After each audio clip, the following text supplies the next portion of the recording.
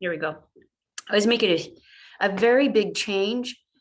I wasn't changing my working identity, but I was changing sort of the mode. I was a teacher in Davis School District, and I'd been asked to go back to Provo District in Utah Valley and do a little bit of a different job in teaching. And I had just really gained some status and right where I wanted to be in Davis District. And I woke up shaking, knowing I needed to make the change, but I thought, what in the heck am I doing? Am I making a mistake? And I followed through on it, and it turned out to be one of the best career moves I've ever made, but it was frightening. And even though I knew when I made the decision, it was the right decision, you still have those moments of, what did I just do? So if you've ever experienced that, you're not alone. That's a normal thing that happens. And now with a little bit of that warm up, I want to bring Melanie on. And Melanie kind of has a story arc for her reinvention. And Melanie, as you tell your story arc of where you were and where you are now, you can go back as far as you want and share any history that you would like. And then I may ask some questions and then we'll open it up. So all of you who are listening, if you have questions, you'll have a chance to have them answered. So Melanie, take it away. Hey, first, thanks, Lynn, for inviting me today. And thanks for being a part of this journey. You guys will hear her part closer to the end of it because she's the one that helped me through. I worked at the same company for 28 years. I started there when I was 15 years old. It's how I put myself through college. Went to college, came back, worked at the same company. I had various roles at that company over the years, and I always loved being there and loved the opportunity to grow and learn and do different things. But over time, something started feeling off. I was out of step. And I couldn't put my finger on it, and it didn't make sense to me because this was my life. This is where I had grown up. These were all my friends. I had known these people since I was young, and a bunch of my family members at one point or another had even worked there. So, I mean, this was my everything. It was my family, my friends, my career, my identity. I got married a little bit later for Utah standards. It was a little bit later. So I was full into my career, and to have it feel like it didn't belong to me anymore was an uncomfortable sensation. So I started kind of investigating, looking at ads, looking at possibilities, and I received a job offer that was, it was a dream job. Honestly, it was a field that I always wanted to go into when I was in college, and then my path took me a different direction. And I was like, this is an opportunity for me to get back on that path of my original love, which was journalism. And they were offering me this job, even knowing I didn't have journalism experience, but I would get to work at one of the top state newspapers in the marketing department, which was my background. So I was pretty excited, but I was also torn. How am I going to leave these people that I've worked with and that I've loved, and this company that I've worked at and I've loved? I've been completely bought in the vision and the mission of this company, and bought in on all these people and what we're trying to accomplish. And yet there's this disconnect. So I turned in my notice, and it took about 2 words from the leadership to convince me that I needed to stay. They didn't even have to work very hard. I was like, okay, yeah, I don't need to do that. And there were crazy things that kept me from making the jump. Things like, well, right now I work 7 minutes from my house and 6 minutes from the kids' school. And if the kids are ever sick, then I can just run to the school and get them, like these dumb little things that made the difference as to whether I took the job or not, which I declined. And then over the next couple of years, I kind of kept track and went, okay, in 2 years, I've had to go pick up a sick kid from school 1 time. And I allowed that to make the decision as to whether I accepted a dream job offer. That doesn't make sense. But the more I've learned about things going through coaching with Lynn and some therapy as well, I've learned that your brain was not designed to make you happy. It was designed to keep you safe. And so these crazy things that seem so big in the moment can prevent you from making a decision that is good for you, that will make you happy, because your brain's trying to keep you safe. So kind of keeping track of that, things got more out of sync at this place that I loved, and I could not make sense of how I was feeling or how I was interacting at this company. I didn't feel like myself. I felt like the way I was seen also didn't match who I thought that I was. And I came to Lynn and said, I need some coaching. And first question that she asked me was, what are your goals? I need 2 goals from you. By the time we're done with our coaching agreement, what do you want to have accomplished? I was like, okay, first thing is, I want to know whether I should stay or go. Because for the past couple of years, it feels like unfinished business, that every day I would wake up and be like, okay, I turned down that job, but should I keep looking? Should I try and find something closer? Like it felt undone, like it was pending. So I was like, I want to put that to bed. If I'm going to stay here, I want to be okay with staying here. And if I'm going to go, I want to know that that's the right thing for me. And then the second thing is, if I'm supposed to go, I want the courage to do it, because last time I wasn't brave enough. And those were the things that I was working on with Lynn. She also referred me to an amazing therapist, because I had some toxic cycles in place with how I was working with some of the people at my previous employer, and we needed to break those cycles. So this was a team effort, and this began the beginning of building my team.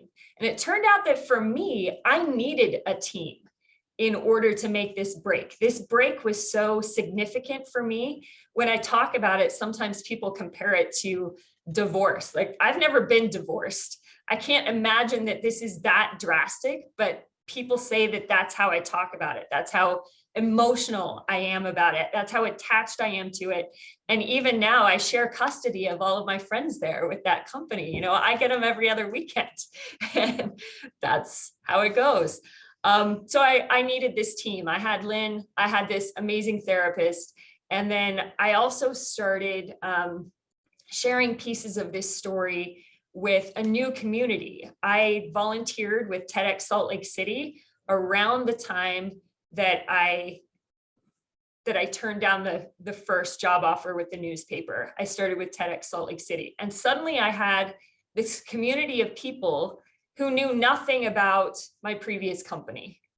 And that was important for me, because until that point, all my friends, all my family had some connection to this, and they knew all the people and they knew the dynamics. And so it became difficult to approach them for advice, because either I had to censor myself because they still worked there, or because they knew the people and I was, I don't want to cast this person in a bad light, but I really need good advice. So I was too enmeshed. So I needed this whole separate community.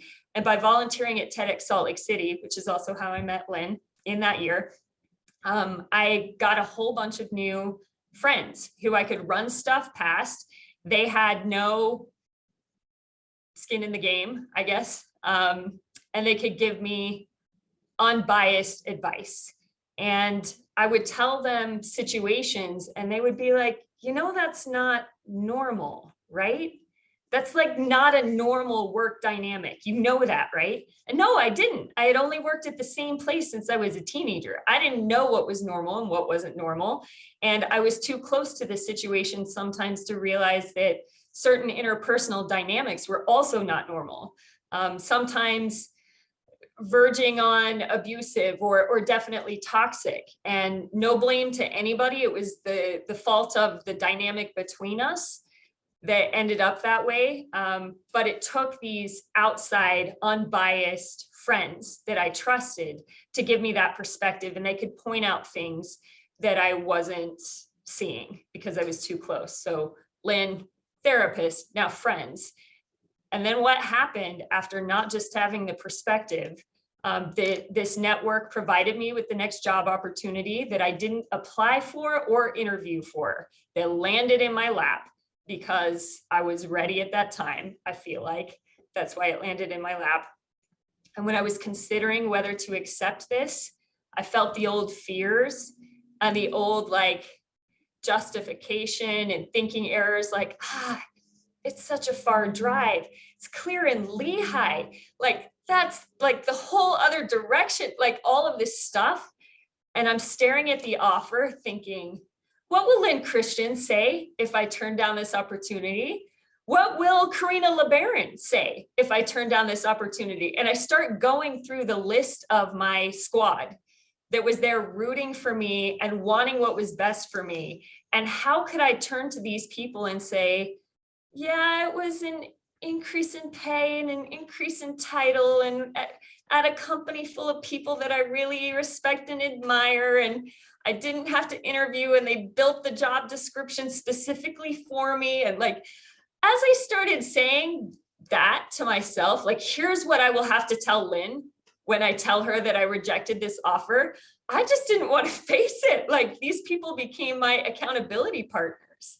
And I had to get past my fear of changing situations and face my fear of my friends who would never let me live this down. And made that change.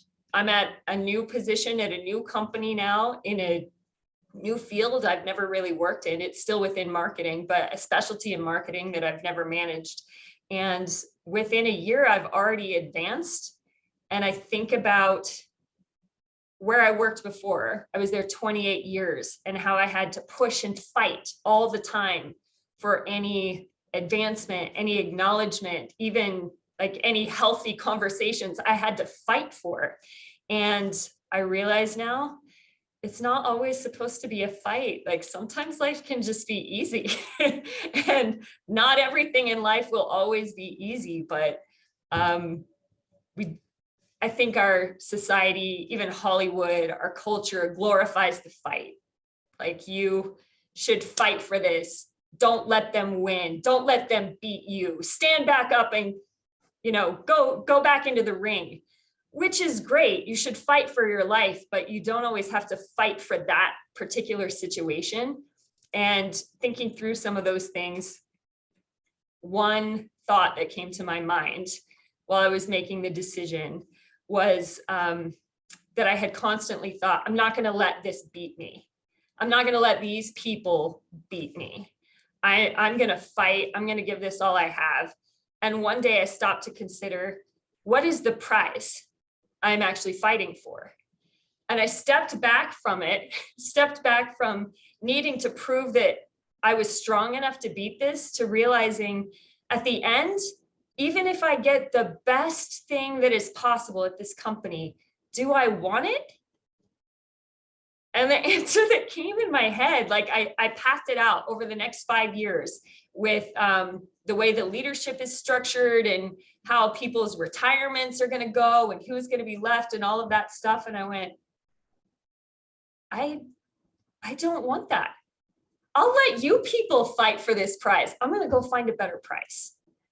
And that's what happened. So that's my narrative, Lynn. Oh, it's such a great one. And I want to recap it with you and point out some things for those of you who have come on. One part of the specialty that we do here at Soul Salt is support people to get unstuck or to come out of some kind of closet that they're in for themselves. Sometimes it's an artist who actually wants to be a firefighter, or it might be a scientist that wants to learn how to be a clown and tie balloons together. I mean, it's really interesting when people come to us, they're not earning a living and living their lives by doing things that inspire them. And that's what we do, is plug them into that.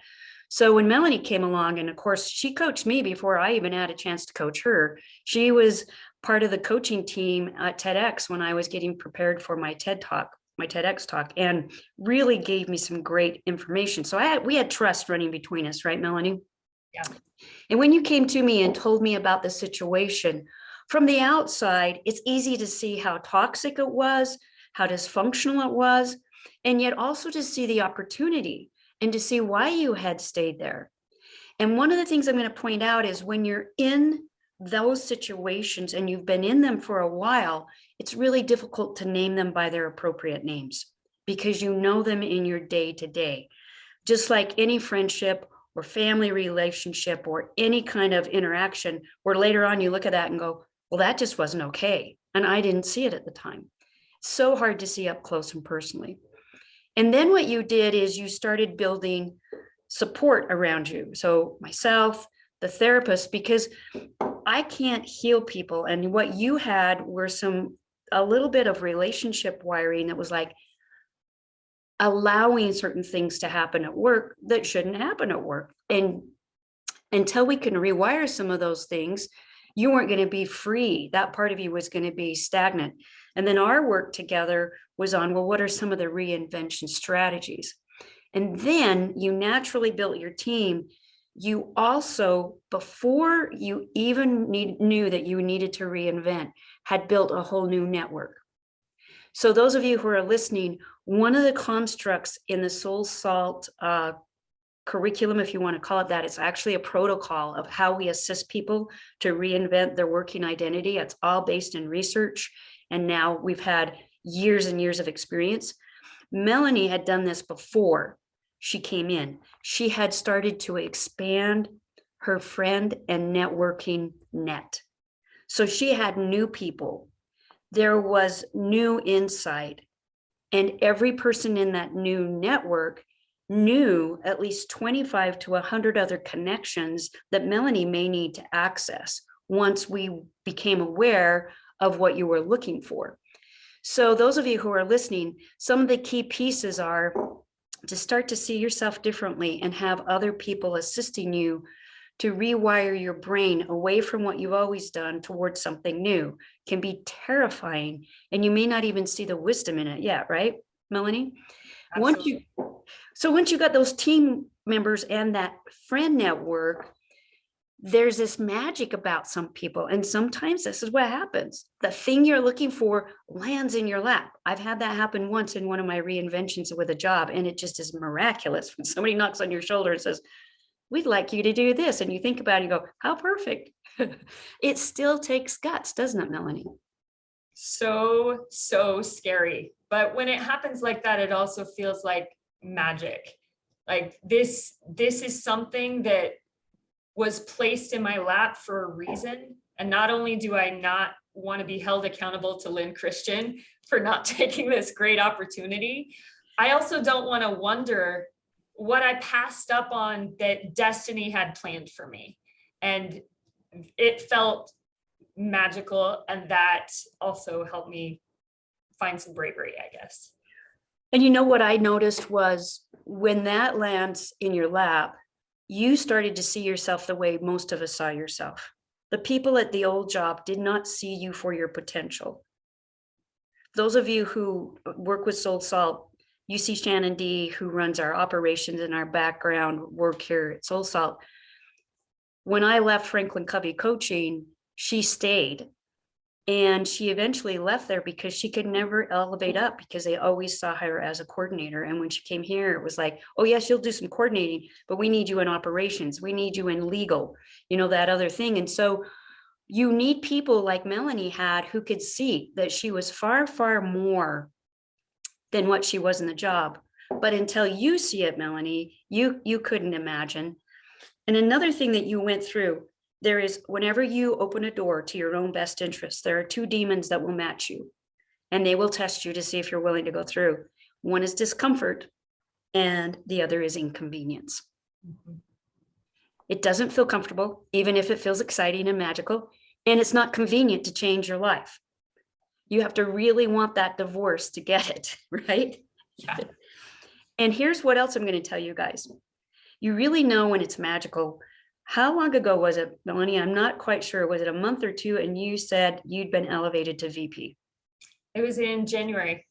Yeah. So I started here in March last year. So I guess it was 10 months. Yeah. And they really see your value, and your whole demeanor has changed.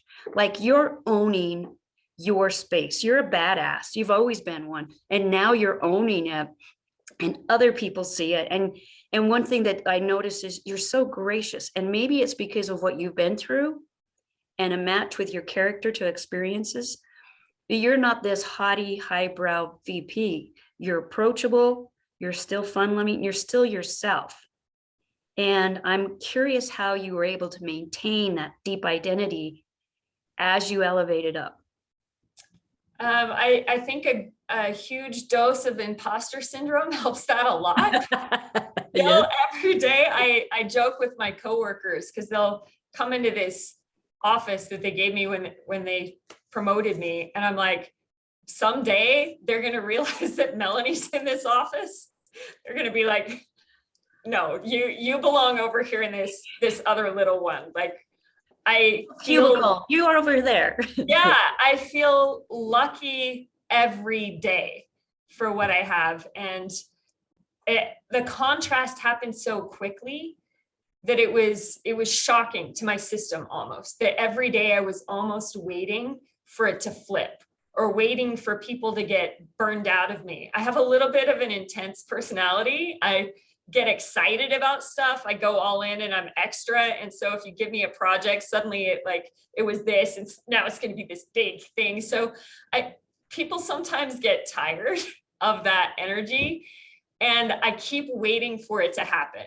And so I guess every day just being grateful that it hasn't happened and hoping that it doesn't, maybe that helps. Well, and I'll just give you a little bit of a free advice here. You can take it or leave it. It took me 18 months after I left Franklin Covey Coaching as director of innovation and did Soul Salt just full time to stop shaking on Sunday. Like, oh, can I really do this on my own? 18 months. And I was like, yeah, I can do this. I just keep doing what I'm doing.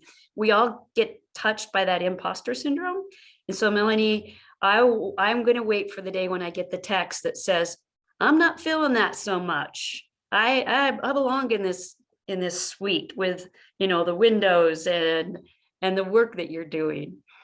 So we're going to open it up in just a second to questions, because Melanie has a great story. And the one thing that we haven't talked about is time.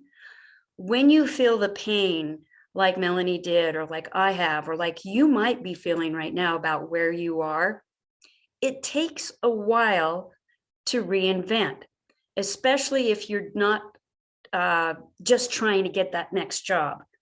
There are such things called bridge jobs where you can take something in the interim and know that that gives you time to find that other place where you might land, and you're earning a living while you're trying to find that place.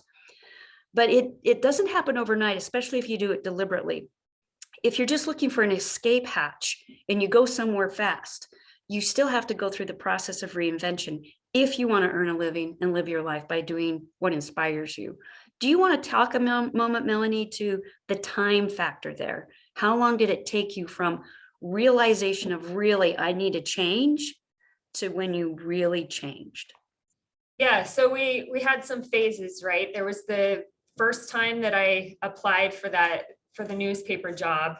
And that was, for me, it was really important. It was a long interview process. First interview was in August, second interview in October, third interview in February. And so I thought that I was going to be able to jump because I need that processing time too. And then I wasn't, the story, like I didn't jump. And then that was necessary for me, and to have it in the back of my head for a couple of years, honestly, as I watched things and I was checking myself, like, would it have been rash? Should I have done it? And I was thinking about it for a couple of years. And then some strange situations happened at work in 2020. And it was the summer of 2020 that I called Lynn crying all over the phone. And I don't think I could make it through a single phone call with her without bawling. And definitely if it were a year ago, 14 months ago, even this call, I would have been a crying hysterical mess. on this call. And Lynn's smiling, but she knows it's true. I would have been a crying mess.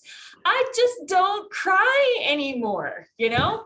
It's like, I can cry if I see a sad movie, but I don't cry about retelling every aspect of my life anymore, which is a big deal. So anyway, summer, probably, I don't know, August, I'd say, when I called Lynn, started coaching with her, doing the therapy and multiple interviews that fall. And it was February that I got the new job offer and accepted it right away. Same day that I got it, accepted the job offer and turned in my notice like it was nothing, like, which shocked me. It shocked me because I thought that I would have a hard time again. And this time I didn't. So 6 months in the end, but a lot of build up to that point. And I had to get to a breaking point. And I think about what they say with addicted family members. If anybody's ever had a family member, extended family member, or friend who has been addicted to something, they say that you, as a supporter of this person, you have to, like, they won't change until the pain of changing becomes less than the pain of staying the same. And your job as a support system is to raise the bottom so that their bottom, instead of dead in a ditch, their bottom is just whatever consequence that you want to create as a close family member, so that the bottom is higher. I had to get to, for me, what was the bottom before I was ready to make such a drastic change, because to me, it felt like I was going to leave all my friends behind, that I was not going to have the expertise or the comfort level in any new industry, because my industry was pretty specialized. I didn't think that thought it would take me 28 years somewhere else to get as good as I had been. And so there was a lot in my head fighting against me, and it had to get really bad for me on an emotional level before I would change. So if you can raise your bottom a little bit and not get to the point I was in where you cry in every phone conversation, like, I recommend that if you can raise your bottom. Well, so I'm going to reiterate a couple of things. This is so fun to listen to you because it's so textbook of some of the concepts that I'm hoping you're picking up on, because you can use those in your own life and your own journey if you're serious about reinvention. One thing that Melanie said is it was longer than 6 months. So it took you time, right, Melanie, to figure out, I do need to leave. Do I need to leave? I think I'm okay. No, it doesn't feel good today. Maybe I should leave. No, I can't. You know, that back and forth. And then when you made the decision, it was 6 months. And 6 months is a really important thing to know, folks, because that's typically the fastest I see people reinvent from something that they did to something they're going to stay at. And that probably have 3 people who have reinvented in that window. And I've been doing this for years. It often takes longer, 9 months, 12 months, 2 years. However, just like Melanie said, there's back and forth, and you can keep earning while you're finding that next spot. You don't have to be out there dangling in the wind, not knowing where you're going. Right, Melanie? Right. Yeah. Now, I know we have some great people on here. Some of you I know personally, and some of you we've met, and some of you we haven't met. So we're going to open it up now if you have questions, and you can direct them to Melanie if you have specific. If you want to ask general things about reinvention, you can ask me. It's something that we offer free each month because we know you're out there and we don't want you to feel alone. Melanie's been there. I've been there. It's scarier than almost any other thing I've experienced in my life to have that prospect of, how am I going to earn a living now? And it's got to change. And where will I go? And what can I do? So what questions might you have at this time that we can use to support you? Yeah, thank you for that. Yeah, love the comment. Pain of the changing is less than the pain of staying at where you are. Yeah, so when you're all tied up in the bud, and it's more painful to stay as a bud than to get out there and blossom, it's your time. And sometimes it's all about timing. When are you finally ready? Don't beat yourself up. You're ready when you're ready. Melanie, like you said, when you turned in that resignation, you were so ready. It was like nothing. You just did it. Yeah. Questions, other comments? Melanie, I love your story. And I think I mentioned to you, I don't know, a few weeks back that I was like, I feel like I need to make a change and I just don't know which way the wind is blowing, but it's definitely blowing. I've been in marketing forever, straight out of college. One of my best girlfriends hired me to work at Sprint in marketing, and I worked there for 10 years. Took some time off when my littlest was born, and then I went back to Sprint, and then we merged with T-Mobile. Now I work for T-Mobile, still in marketing. So I've got 15 plus years experience in marketing in the wireless industry. And I just like the last couple of years, last few years, there's been underlying, like, I've got to go do something else. I don't know what it is. So that is my problem. And in fact, I met both Lynn and Melanie through Tedx, volunteering there. And that was in, 2017, 2018. 2018. So it's been that long that I've had this underlying current, but I don't have, there's not anything in my vision where I'm like, oh, that is exactly what I want to do. That's what I want to go do. I just have this is not what I want to do. I don't love this. But it's comfortable. I know how to do it. I've done it for years and years. I've taken one of Lynn's classes. I joined Tedx Salt Lake City steering committee for the purpose of meeting other people and kind of seeing what they're doing. I've started to do things like that again, networking groups, listening to this, Melanie, because I saw it and I was like, oh, I feel like it's the story of my life, but mine hasn't ended like yours yet. Well, Jenny, can I share something really quick? Yes. Put a pin in what you're about to say, but you're on something that I want everybody to hear. When you feel those undercurrents that Jenny's talking about, and I'm going to set this up, and then if you want to add something to it, Jenny, please do, or you as well, Melanie. And Michael, you might have something to add too, because you've kind of been in this seat too. When we're in a place where we feel the undercurrent that something has to change or something's got to give, the misconception is you have to know where you're going. Where am I going to land next? Because that's the normal thing of a job. I'm here, and so I should get my resume ready, and I should find some new targets and shoot for them. That's not interesting at Soul Salt. That's not interesting to us. It's not interesting because it usually puts you on a path where you're going to come back in a year and say, no, that wasn't it. I want to reinvent again. So what's most important is not where you're going. You can have zero clarity on that. What's most important is, like Melanie did, and Jenny, like you're listening to the rumblings, I have to do something different. If that's all you know, you're our prime client to assist, because we can show you how to explore the possibilities, how to create something for yourself, or just get in that groove, or potentially something can drop into your lap. For Melanie, she needed to do some personal work with a therapist and some career work with me. And you put those together, and the magic was something waiting for her came. And so, Jenny, for you, the most important thing you have already under your belt, which is this rumbling that you need to change. Does that help at all? And do you want to say anything about that? Yes. No, that's great to hear that I don't have to have a final destination in mind. I just need to know that I need to do something. So I love the story, Melanie. I think it's great. And I love that I've met both of you for this reason. It's the only reason I know you in the first place. My rumblings have lasted for so many years. One day it's going to happen. It will. One day it will. When the time is right. Melanie's not even dead. She was there. And anybody who's reinvented knows how that is just so uncomfortable to be there with the rumbling, but not know where you're going. Yeah. Yes, it is. It's so uncomfortable, but to Lynn's point, the reinvention of yourself starts with knowing who you are and what your values are. And that's the work that Lynn had me go through and define what's important to me. Are those needs of mine being served where I am? Is there a possibility they could be served somewhere else?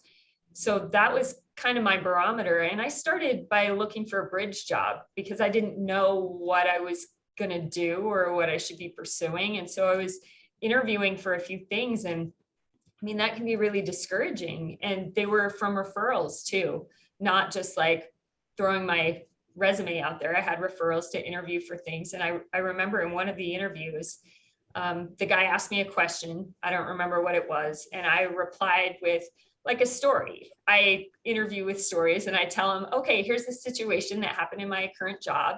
Here's how I handled it. And I'm going through all the details of it and stuff. And when I finish, there's this long pause. And then he goes, I can't afford you. And I said, you don't know what I make.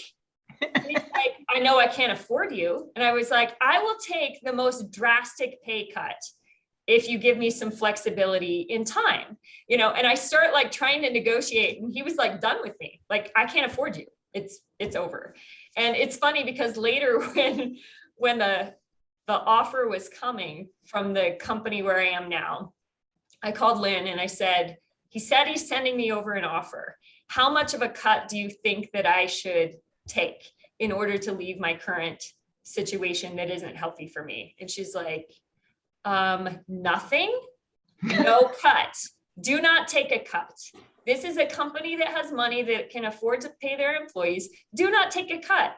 Aim for, I don't remember what you said, Lynn, like 10% increase or 15% increase or something like that. And I'm like, but I'm desperate to leave. Like, what if it's not enough? And she's like, no.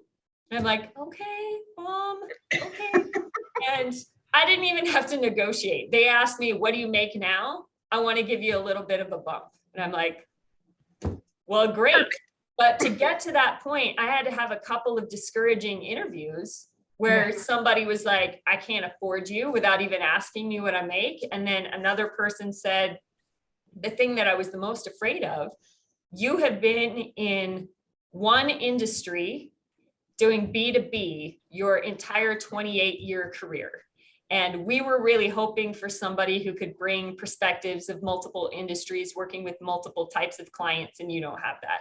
And it was really disheartening. Yeah. I'm never going to be able to move because the expertise that I have built is so deep, but so niche that nobody else will see value in it. But you just keep looking. And I think about, what if that first guy had said, okay, I'll offer you half then, and you can just work part-time. Then I would be at this shop now, working half-time for half the money, always thinking that I settled for something that maybe you know what I mean? It was discouraging, but in the end, it's because it wasn't the right thing. And there's this story that floats around on LinkedIn from time to time, and I'm going to totally butcher it, but I'm sure you can find it somewhere. It's not like a true story. But a man says to his daughter, I want you to take this old classic car and try and sell it at the dealership and see what they'll give you. She comes back and she's like, oh, they'll give me $5,000 or whatever. He's like, okay, now take it to the pawn shop. And the pawn shop offers her $3,000. He's like, now I want you to take it to the classic car show. She takes it to the classic car show and they offer 75 grand. He's like, the car didn't change. The value of the car didn't change, but the car was in the wrong place where the people looking at it could not see its value. That's not about you. That's not about the car. That's about putting the car or yourself in the right place where people can see the value. That's exactly right. It's a good story because we undervalue us. Like Jenny, I'm sure you're doing it right now. You know, I did it. All I knew was 15 years of teaching sixth graders. How would I know what to do? But I knew business would pay me more. And I got hired as a writer and developer of content at Franklin Covey in their innovation group. And they were delighted to have me because they were like, if you're a teacher, you know how to juggle a budget, you know how to juggle personalities, and you know how to juggle work. And so you've got to project manage if you're in this job and you got to deliver. And I had a few articles that had been published and they snatched me up. They saw me better than I saw myself, just like this company saw you better, Melanie. So we don't want to trust that we know the value. Sometimes we don't know who we are and what we can do until we see it reflected back to us by somebody who sees our potential. Right. Yeah. Michael, I know you came off mute. Do you have something you want to add to the discussion? I think that just that sometimes I think that there's a process of elimination when we're discovering what, where we want to be actually, or where are we going.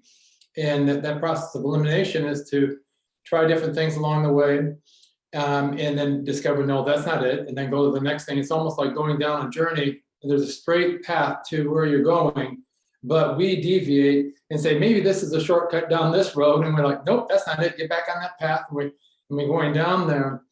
And it really does come down to self-value. And I remember Lynn is my coach. And but I remember back in the 80s when I started coaching people, I did it as a hobby. I had a lot of experience, a lot of successful businesses. And so I just said, well, just as a fun thing, I'll help people out. And so I did that. And right away, the little bit of time that I had allocated for that filled right up. And then my assistants, they would be like, you can't take anyone else on. And I said, well, then let's start charging a nominal fee. And they said, well, what? I said, I don't know, maybe $20. They said, no, they can't do $20. I said, okay, then 200. I want 10 times that. They said, okay.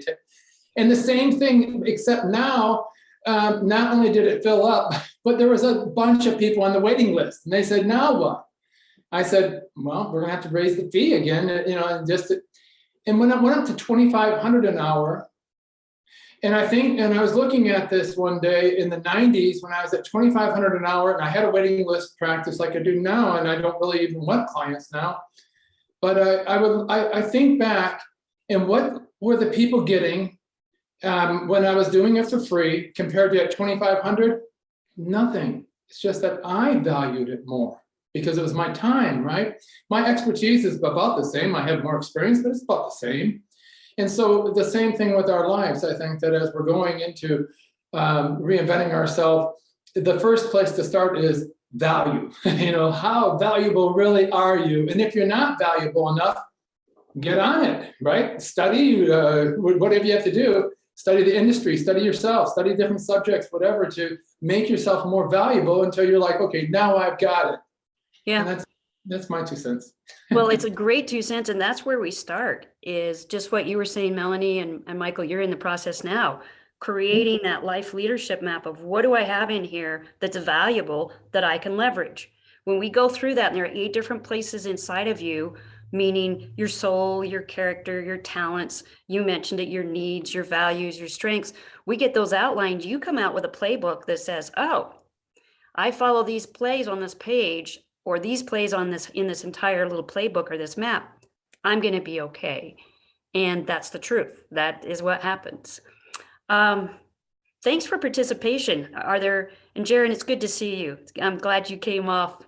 So we could see your face. Anybody have other comments or questions that you have? I actually do. Yeah, please, Jaron, please. Melanie, it's great to see you again. I don't know if you remember me. Of course. Melanie and I went to high school together. What? So You're a year older, right? yes, Yeah. graduated in 93. Oh, sorry, I just gave your age away. I apologize. Okay. So I did have a question. You talked about imposter syndrome, and I'd never heard of that until a friend of mine was telling me that he's feeling that. And he feels like where he's at, that he's got a position that he just doesn't feel qualified for, whereas I can see that he's qualified for it. I see his potential. What would you say helped you through that imposter syndrome, or what can I do as a friend to help him get through that? And are you directing that to Melanie or myself? To Melanie. That's tough. I still have it. I don't actually know how to shake that. I had a breakthrough moment once, and it was in Lynn's season of Tedx Salt Lake City in 2018. It helped me a lot. I don't know how to transfer this to your colleague, but I was always pretty bad when it comes to the imposter syndrome. And I would give a presentation at work, at a conference or whatever. And even if I got a standing ovation, I would normally go up to my hotel room and cry, because I was pretty sure that if they knew I was just using a presentation hack, then they wouldn't have clapped for me. Or if they knew like what I had to go through, like that they wouldn't appreciate that presentation as much if they really knew. Like there was just this lingering thing in me. And it's pretty much how I approached everything. Like if I got any praise, if I got applause, it would make me shrink every time. Like they don't really know. I'm not really that good. And what happened in 2018, it was my first year coaching at Tedx Salt Lake City. And we had this speaker she ended up amazing. Okay. She was amazing. It was Nicole Maestas. I don't know if I've told you the story, Lynn. She was incredible, but she really struggled throughout the process. She struggled with the draft. She had never spoken on stage before. She'd never written a talk before. And she felt imposter syndrome with the people who surrounded her. That there was a physicist, there was a journalist, there was a college professor, and she didn't see her position as belonging in the same room with all of these people. But I was on the selection committee. I picked her application. I fought for her application. I wanted her on our stage. And so I was trying to tell her this all the time. Like, there are people who are rooting for you. The same people who picked the professor and the journalist also picked you. And we're working through this the whole summer. She had a really hard time in rehearsals and with her memorization and all of this stuff. Like, it was a fight for her. And even 2 days before the big day, she was not able to make it through her talk. And I took her aside, taught her a couple more things. We had the dress rehearsals. She bombed the dress rehearsal. And then she needed to get it right once.